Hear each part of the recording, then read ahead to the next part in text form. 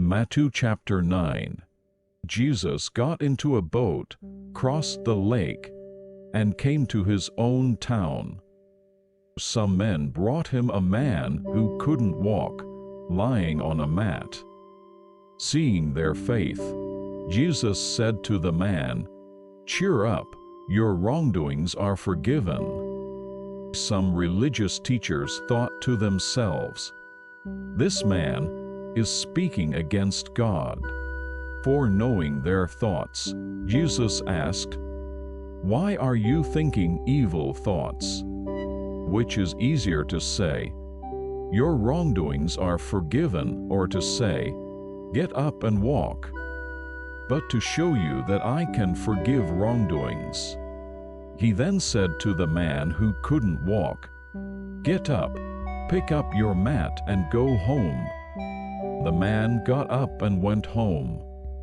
When the crowd saw this, they were amazed, and they praised God for giving such power to people. As Jesus was walking from there, he saw a man named Matthew collecting taxes. "Follow me," he told him, and Matthew got up and followed him. While Jesus was eating dinner at Matthew's house, many tax collectors and sinners came and ate with him and his followers. When the religious leaders saw this, they asked his followers, "Why does your teacher eat with tax collectors and sinners?" Hearing this, Jesus said, "Healthy people don't need a doctor, sick people do. Go and learn what this means. I want kindness, not sacrifices. I came to help sinners, not perfect people." Some followers of John came and asked him, "Why do we and the religious leaders not eat for some time, but your followers do?" Jesus answered, "Can the friends of the groom be sad while the groom is with them? The time will come when the groom will be taken from them, then they will not eat. No one sews a new patch onto an old piece of clothing, or the new patch will shrink and tear the old cloth, making the whole worse. And no one puts new wine into old wineskins. If they do, the skins will burst, the wine will spill out, and the wineskins will be ruined.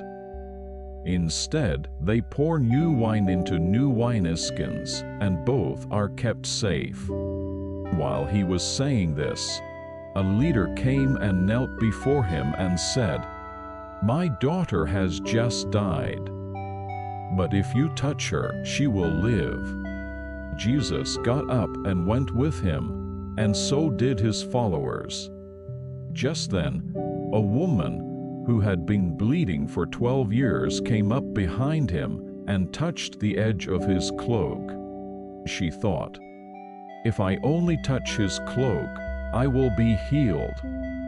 Jesus turned and saw her. "Be brave, daughter," he said. "Your faith has healed you." And the woman was healed at that moment.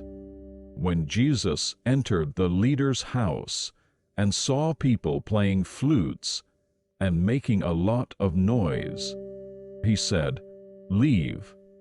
The girl is not dead but asleep." But they laughed at him. After the crowd had been sent outside, he went in and took the girl by the hand, and she stood up. News of this spread throughout that area. As Jesus was walking from there, 2 blind men followed him, shouting, "Have mercy on us, Son of David." When he had gone indoors, the blind men came to him, and he asked them, "Do you believe I can do this?" "Yes, Lord," they replied. Then he touched their eyes and said, "Because of your faith, you are healed." And they could see. Jesus warned them strongly, Make sure no one knows about this."